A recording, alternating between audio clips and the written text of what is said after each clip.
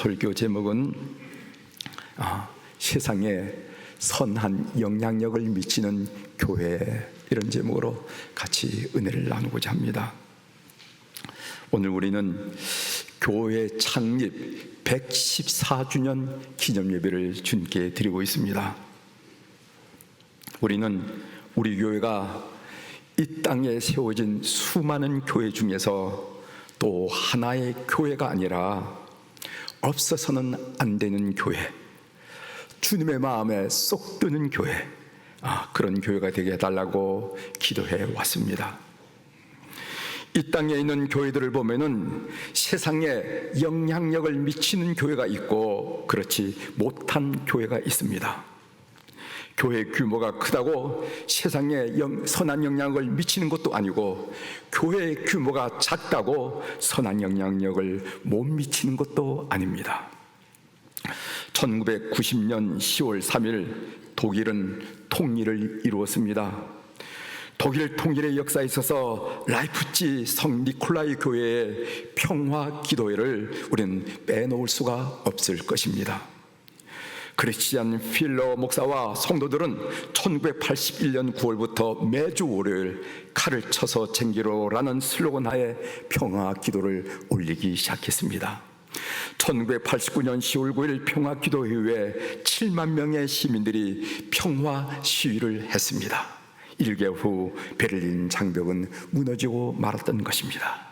평화 기도회를 시작한 지 10년이 채 되기도 전에 독일의 통독을 이룬 것입니다.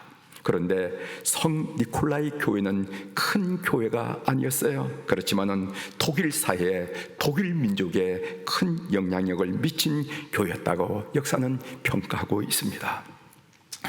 교회 창립 주일에 성도들과 함께 세상에 선한 영향력을 미칠 꿈을 나누는 것은 여간 행복한 일이 아닙니다.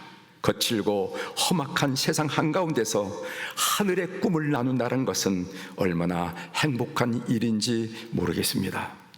오늘 본문에 나온 크리스천 공동체는 세상에 선한 영향력을 미치는 공동체였습니다. 먼저 본문을 좀 구체적으로 살펴보고 좀 진행해 보고자 합니다. 바울의 2차 전도 여행이 마게도니아 지방에서 계속 진행되고 있습니다. 빌립보에서 암비볼리, 아볼로니아를 지나서 데살로니가 그리고 베레아까지 이르게 됩니다. 빌립보에서 데살로니가로 이어지는 길은 로마 제국 수도 로마로부터 마게도니아 동부를 잇는 에그나티아 가도 비아 에그나티아입니다. 바울 일행은 이 로마 길을 따라서 100마일을 선교 전도 여행을 한 것입니다. 로마 제국이 세계 정복을 위해 마련해 놓은 길을 바울 일행은 영혼 구원의 대로로 사용하고 있음을 보게 됩니다. 바울은 데살로니가의 한 회당에서 말씀을 증거합니다. 그 말씀이 2절에 나오죠. 사도행전 17장 2절입니다. 바울이 자기의 관례대로 그들에게로 들어가서 새 안식일에 성경을 가지고 강론하며 라는 말씀이 있습니다. 성경을 가지고 강론했다. 영혼을 구원하고 영적 생명을 풍성하게 하는 것은 철학적인 사유나 인간에 대한 해박한 이론이나 심리 분석이 아닙니다. 하나님의 말씀뿐입니다. 진정한 부흥의 시작은 말씀의 회복에 있다는 사실을 우리는 역사적으로 경험했습니다. 하나님의 말씀을 사모하기 시작할 때, 하나님의 말씀을 듣고 싶어 할 때, 그리고 하나님 말씀의 갈급함을 느낄 때 우리 속에, 우리 가운데 부흥의 역사가 일어나는 것을 우리가 보게 된다는 것이죠.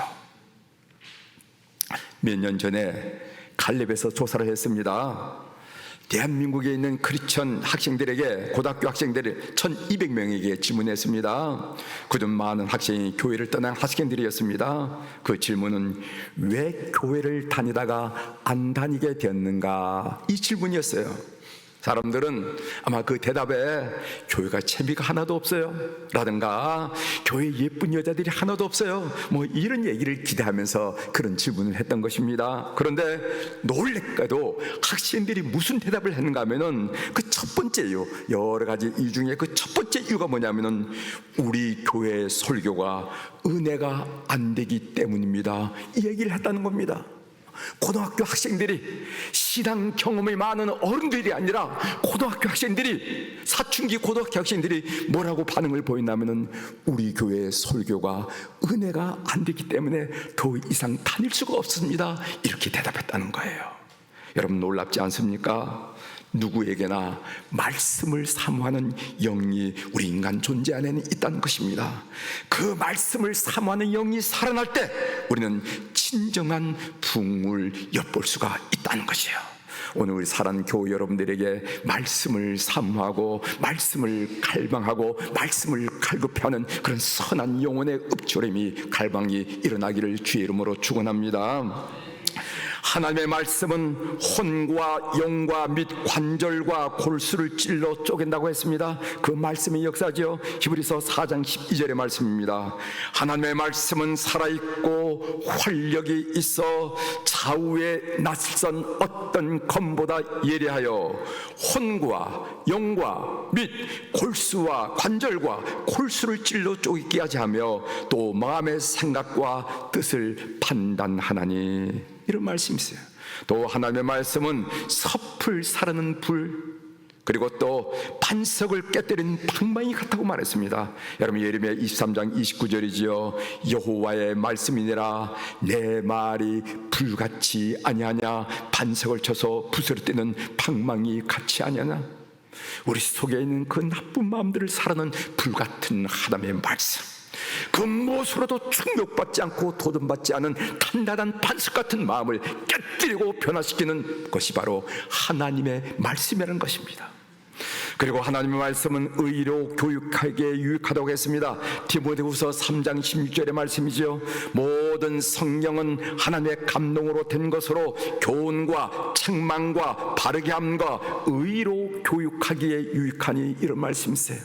우리 사랑하는 교우들이 오늘 이 장미 기념주를 맞이해서 하나님의 말씀에 대하여 새롭게 인식하고 받아들이는 기회가 되기를 주의 이름으로 축원합니다. 바울이 뜻을 풀어 설명한 복음의 내용은 다음과 같습니다. 3절에 나옵니다. 사도행전 17장 3절에 보면 뜻을 풀어 그리스도가 해를 받고 죽은 자 가운데서 다시 살아나야 할 것을 증언하고 이르되 내가 너에게 전하는 이 예수가 곧 그리스도라 하니. 바울이 전한 첫 번째 메시지는 예수님의 십자가의 죽으심과 부활이었습니다.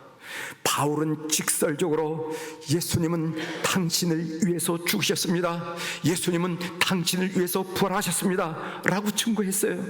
수식어를 붙여서 미화하지 않고 돌려 말하지 않고 원색적인 복음을 전했다는 것입니다.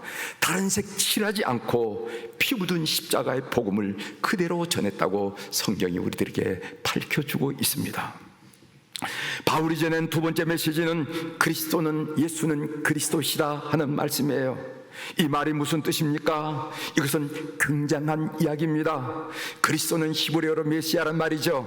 우리 민족이 수천 년 동안 기다리고 갈망해온 메시아가 바로 이분 예수님이시다 라고 바울이 증언했던 것입니다. 오늘 이미 예수님을 그리스도로 믿고 있는 우리에게는 이 고백이 그렇게 대단해 보이지 않습니다. 예수님이 그리스도이시다? 당연하죠. 나는 그렇게 믿습니다. 아마 여러분에 있는 분들 대부분이 그렇게 고백할 것입니다. 그러나 바울 시대에 이 고백은 혁명적인 선언이었습니다. 그 당시 로마 제국에서는 황제인 시저 숭배를 조장하고 있었어요. 각 지역에는 토착 종교 세력이 이미 자리를 잡고 있었습니다. 이 로마 제국의 종교 정책이 뭐냐면은 토속 종교들, 민족 종교들 그대로 인정하지만 온 로마 제국의 시민들은 시저 황제 숭배를 해야 된다, 이렇게 이 황제 숭배를 제1로 걸고 토속 종교를, 민족 종교를 섬기다, 이것이 그들의 정책이었습니다. 그런데 거기에 대고 예수만이 그리스도이십니다, 예수만이 그리스도이십니다 라는 고백은 죽음을 각오한, 목을 내놓은 선언이라는 것이죠. 그리스도만이, 예수님만이 그리스도이십니다.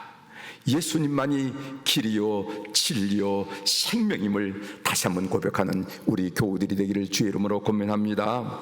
우리가 수요일날 복음 통일을 위한 기도를 했는데, 그 복음 통일을 위한 기도를 할 때 그 찬양을 부르는데 그 주제 찬양이 뭐냐면은 웨이메이커라는 거예요. 여러분 혹시 들어보셨죠? 유튜브에서 한번 들어보시길 바랍니다. 거기에는 예수 그리스도를 어떻게 고백하나 하면은 웨이메이커, 길을 만드신 분이라는, 여러 가지 장애물이 있고 여러 마리 방해거리가 있지만은 그러나 길을 만드신 주. 또 뭐라고 말하면 미러클 워커라고 기적을 일으키신 분, 이적을 일으킨 분이라고 고백해요. 그리고 또 뭐라고 하면 프라미스 키퍼, 약속을 지키신 분, 약속을 한마디도 어기지 않고 약속을 지킨 분. 그리고 라이트 인 더 다크니스, 어두의 빛인 되신 그런 분을 우리가 예수 그리스도로 고백하는 그 고백을 찬양하고 있는데, 사랑하는 교회 여러분, 예수님만이 길이요 진리요 생명이라는 사실을 다시 한번 마음속에 깊이 고백하는 여러분이 되시길 바랍니다.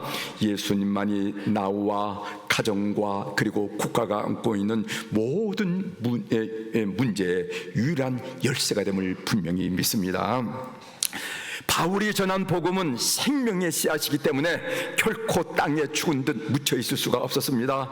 반드시 발하여 꽃을 피웁니다. 복음을 들었을 때 사람들은 그 복음을 수용하느냐 아니면 그 복음을 거부하느냐 하는 이 반응을 보이게 되었습니다. 바울이 데살로니가에서 복음을 전했을 때도 마찬가지였습니다. 거부하는 반응이 있었다는 거죠. 사도행전 17장 5절입니다.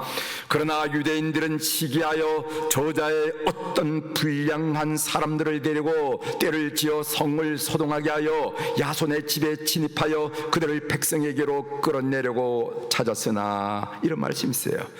바울이 전한 복음을 거절했습니다. 그러나 바울이 전한 복음을 수용하는 무리들이 있었습니다. 사도행전 17장 4절이죠. 그 중에 어떤 사람고 경건한 헬라인의 큰 무리와 적지 않은 주부인도 고난을 받고 바울과 실라를 따르나, 이렇게 했어요.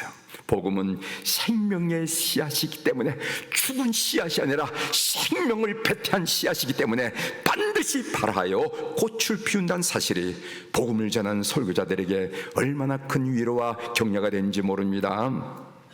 한 목사님이 어느 교회에 초청을 받아서 설교를 했습니다. 그런데 그날따라 설교가 안 되는 것입니다.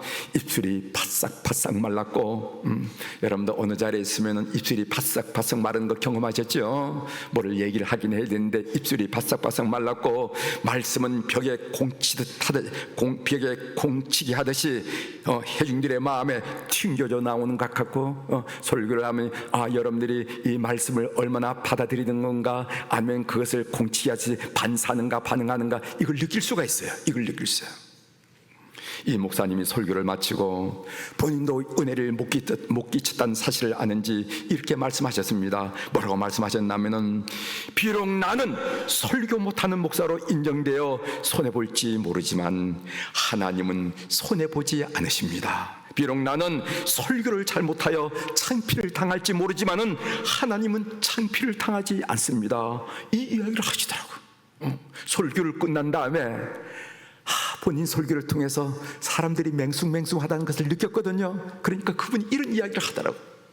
저는 그 집회에 참석했다가 그분의 그 마지막 말에 큰 은혜를 받았습니다. 이제까지 들은 그 어떤 설교의 메시지보다도 인상 깊게 뇌리에 남아있습니다. 하나님은 손해보지 않으신다. 그렇지, 설교가 잘 안 되었다고 실망한 일이 아니지. 손해보지 않으시는 하나님이 그 설교를 통해서도 어느 누군가의 은혜를 베푸실 것이 분명하니까 그렇게 믿습니다. 그래서 저는 설교를 하기 전에 반드시 이런 기도를 드려요. 어떻게 하냐면은, 이 설교를 전적으로 하나님께 의탁하자. 오늘 설교가 좀 빠르게 말이 진행되든지 아니면 느리게 진행되든지, 아니면 소리를 높여서 설교를 하든지 아니면 낮춰서 설교를 하든지, 아니면 내 스스로 설교가 잘 됐다고 여기든지 아니면 잘못됐다고 여기든지 성령께 전폭적으로 의지하자. 그래서 제가 의탁이라는 말을 사용해요. 의지하고 맡기는 것을 의탁이라고 해서 전폭적으로 맞아 의탁하자 하면서 제가 이 자리에 섰습니다. 그래서 설교 끝난 다음에 예전에는 물었어요. 내 설교 어땠지? 내 설교 어땠지? 물었는데 이제는 묻지 않습니다. 성령께서 역사하신 줄 분명히 믿기 때문에 거기에 자유함을 주시더라고요. 복음은 생명의 씨앗이기 때문에 세련되게 전하든지 아니면 그렇지 못하든 간에 반드시 발하여 꽃을 피웁니다. 데살로니가 사람들은 바울 일행을 천하를 어지럽게 하는 사람들이라고 비난했습니다. 오늘 6절에 나오죠. 사도행전 17장 6절입니다. 발견하지 못함에 야손과 및 형제들을 끌고 읍장들 앞에 가서 소리질러 이르되 천하를 어지럽게 하던 이 사람들이 여기도 이름에 천하를 어지럽게 하던 사람들, 영어 표현으로 말하면요 upset the world 이렇게 표현했더라고요. 세상을 뒤집어 엎는 물이라는 거예요. 세상을 뒤집어 엎었다는 것입니다. 여러분 놀랍지 않습니까? 바울이 가는 곳마다 그 지역에 있는 지역 공동체와 사람들을 뒤집어 놓았습니다. 유대 사회뿐만 아니라 이방 지역에서도 바울이 전하는 복음은 사람들의 생각과 가치관과 사회 흐름과 이 시대의 풍조를 뒤집어 놓는 강력한 진리였다는 것입니다. 바울 일행은 문자 그대로 세상에 선한 영향력을 끼치는 공동체였습니다. 이렇게 오늘 읽은 우리 본문의 말씀을 정리하고요, 하나님의 음성 듣기로 저는 본문을 읽고 묵상하면서 천하를 어지럽게 하던 사람들이라는 말에 크게 도전을 받았습니다. 그러면서 과연 우리 수표교회는 무슨 사역으로 세상에 선한 영향력을 끼칠까, 이렇게 생각을 했습니다. 우리 수표교회는 세상에 선한 영향력을 미치기 위해서 몇 년 전에 8대 사역을 선정했습니다. 그래서 저는 교회에 있을 때마다 주보에 나와 있는 8대 사역을 반복해서 여러분들에게 되뇌어 말씀하고 있습니다. 저는 기도 가운데 신중하게 선정된 사역을 지속하고 집중하고 심화하는 것을 참 좋아해요. 매년 바꾸는 것을 좋아하지 않습니다. 매년 바꾸는 거, 그 전에도 이루지도 못한 일을 또 바꾸고 교우들이 도대체 우리 주제가 뭔지 모를 정도로 그런 걸 좋아하잖아요. 신중하게 결정한 일, 기도하고 또 여러 가지 하나님께 의논한 가운데 선정한 일들을 집중하고요, 지속하고 그리고 심하는 거죠. 제가 목회의 경험을 통해서 볼 때 10년 정도 지속하고 집중하고 심화해야만 사역의 열매를 보게 되더라고요. 왜 8대 사역으로 제안합니까? 교우들 가운데 우리 교회도 이런저런 사역을 했으면 좋겠다라고 건의하는 분들이 계세요. 감사한 일이죠. 그러나 우리 교회가 이 세상에서 일어나는 모든 문제를 다 해결할 수는 없습니다. 하나님도 우리 교회가 이 세상에 일어나는 모든 문제를 해결하라고 요구하거나 주문하지도 않으세요. 하나님은 우리가 가진 역량과 은사를 고려하여 할 수 있는 일을 하라고 요구하시는 것을 우리가 알게 됩니다. 8가지 사역 중에서 몇 가지만 여러분들에게 좀 강조하면서 우리가 이미 다 아는 말씀 여러분들 마음속에 새롭게 새기는 그런 시간을 가지려고 합니다. 첫 번째로는요, 헌신 제자 양육. 코로나19 바이러스가 한국 교회에 준 충격 중에 하나는 뭐냐면은 교인 숫자, 예배당 크기 등 소위 한국 교회의 편만한 물량주의에 대한 허상을 깨뜨리는 것입니다. 사회적 거리두기로 비대면 예배, 온라인 예배를 드리다 보니까 몇만 명이 모이는 교회 텅 빈 예배당에서 담임 목사가 혼자 설교하는 광경이나 10명 미만 모이는 개척교회 텅 빈 예배당에서 담임 목사가 혼자 설교하는 광경이나 별반 다르지 않았습니다. 코로나19 바이러스 사태 이후로 어느 순간부터 목회자들이 모여서 이런저런 얘기를 할 때, 교회의 형편을 물을 때 그 교회 교인이 몇 명이냐, 예배당 크기는 얼마나, 이런 질문이 사라졌어요. 그 질문한 사람이 없습니다. 왜냐하면 비대면 예배 상황에서 그런 질문은 전혀 의미가 없다라는 사실을 그 경험을 통해서 알기 때문에 그렇다는 거예요. 중요한 것은 그리스도의 제자로 만들어내는 것입니다. 그리스도의 사람으로 만들어내는 것입니다. 우리 교회는 지속적으로 헌신 제자 양육 프로그램을 운영할 것입니다. 아직도 헌신 제자 양육에 참여하지 않은 분이 계십니까? 난 참여하지 못했는데 하고 생각한다면 그분 혼자일 거예요. 아마 혼자일 거예요. 꼭 참여하셔서 훈련받는 여러분들이 되시길 바랍니다. 우리는 주님 앞에 갈 때까지 끊임없이 훈련받아야 돼. 이만 하면 됐다가 없습니다. 또한 제자 양육 과정을 마친 교우들은 제자 양육을 통해서 받았던 성령의 도전이 있을 것입니다. 1과를 통해서 성령의 도전을 받았던지 아니면 36과를 통해서 성령의 도전을 받았던지 아마 성령의 도전을 받을 텐데 그 성령의 도전에 응답하는 교우들이 되길 바랍니다. 교회학교 교사로 성가대원으로 여선교회 임원으로 속회 인도자로 북한 선교위원으로 아랍 선교위원으로 의료 선교위원으로 생태환경 보존위원으로 선한 사마리아 사역자로 교회 아니던 바깥이든지 어디서든지 하나님 나라를 위하여 일하는 여러분이 되시기를 바랍니다. 이런 자세를 하나님이 기뻐하신다는 거예요. 하나님 만날 날이 순간순간 다가오는데 여러분들은 무엇을 가지고 하나님 앞에 내놓으면서 하나님 세상에 주신 생명 이렇게 사용했습니다 라고 보고하실 것입니까? 두 번째로는 아랍 선교위원회 사역입니다. 앞으로 우리 사회는 10년 내에 이주민 1000만 명의 시대를 맞이하게 된다 하는 그런 얘기를 들었습니다. 10년 이내에 이주민을 해외 이주민을 10만 명, 1000만 명을 맞이한다게 된다는 거죠. 인구의 5분의 1 내지 6분의 1이 이주민이 된다는 것입니다. 그렇게 하지 않으면요, 우리나라 농업이 무너지고 수산업이 무너지고 그리고 중소기업이 무너진다는 거예요. 이주민 사역은 우리 한국교회 선교의 분류 5선임에도 불구하고 그리고 또 한국 사회를 위해서 꼭 해야 할 일이라는 거죠. 이걸 한국 사회와 잘 통화시키지 못한다면, 한국 사회와 잘 융합시키지 못하면 이것은 큰 사회적 문제를 야기하기 때문에 이것은 우리 사회가 기대하는 교회의 마땅한 선교적 일뿐만 아니라 일이라 사역이라는 것이죠. 그런데 이주민 가운데 이슬람 백그라운드를 가진 이주민들이 적지 않다는 것입니다. 안 그렇게 해서요, 이주민을 온다는 것은, 이민을 온다는 것은 그 나라가 인구들이 많을 때 장려하는 일인데, 오늘날 이 세계에서 인구가 많이 있는 곳은 대부분이 무슬림 백그라운드 있는 나라라는 거죠. 이슬람 서울 중앙 모스크에 따르면 현재 한국인 무슬림은 2만 5천 명에서 4만 명으로 추산되고 외국인 무슬림까지 합하면은요 20만 명에서 25만 명이라고 합니다. 아랍 무슬림만 하더라도 1만 명이 넘는다는 거예요. 여러분, 아랍이라는 것은 동남아 서남아와 다르죠. 아랍지요. 무슬림 선교 사역은 하나님께서 우리에게 분부하신 특별한 사명이라 하는 것을 우리 온 교우들이 마음에 간직하시면서 이 사역을 위해서 기도해 주시기를 바랍니다. 세 번째로는 북한 선교위원회 사역입니다. 우리 교회에서는 매주 수요일에 복음 통일을 위한 기도회를 갖습니다. 지난주 수요일에 제280차 복음 통일을 위한 수요 기도를 가졌습니다. 비대면 집회로 여러 가지 어려움이 있었지만은 그러나 복음 통일을 위한 기도회를 놓은 적이 없어요. 우리가 이렇게 지속적으로 이 기도를 하는 이유가 있습니다. 그 이유는 무엇인가? 우리가 사는 땅이 분단의 땅인데 이 분단의 땅에 살아가고 있는 성도들이 이 기도조차 하지 못한다는 것은 그것은 우리의 책무를 배신한 것이다, 이렇게 생각되기 때문에 이런 영적 부담감 때문에 한다는 거예요. 남의 일로 여길 수 없잖아요. 이 일을 남의 일로 여길 수 없잖아요. 나와 상관이 없는 일로 여길 수 없잖아요.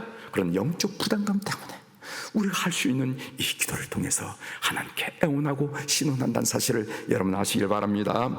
현재 우리 곁에 살고 있는 탈북민은 약 3만 4천 명 정도 된다, 이렇게 얘기들 하고 있습니다.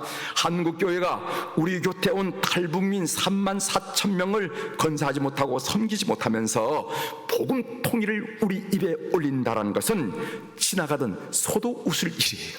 소도 웃을 일이라는 거죠. 옆에 있는 사람도 건사하지 못하면서 무슨 열방을 이야기하고 남북 통일을 이야기한다면 지나가던 소도 웃을 일이 아니겠냐 말이죠. 장래의 북한 선교는 탈북민이 감당하리라고 봅니다. 남한 사람들은 사고방식과 가치관이 달라도 너무 다르기 때문에 북한 사람들에게 복음 전하기가 여간 어렵지 않을 것입니다. 마치 우리가 이슬람 땅에 가서 무슬림에게 복음을 전하는 것처럼 그런 답답함을 느낄 수 있을 거예요. 따라서 우리가 탈북민 사역을 잘한다는 것은 북한 선교를 위해서 중요한 밑거름을 만드는 것이라는 것을 아시고 장래 북한 복음 통일을 위해서 이 사역에 관심을 기울여 주시길 바랍니다. 네 번째로 생태환경보존위원회 사역입니다.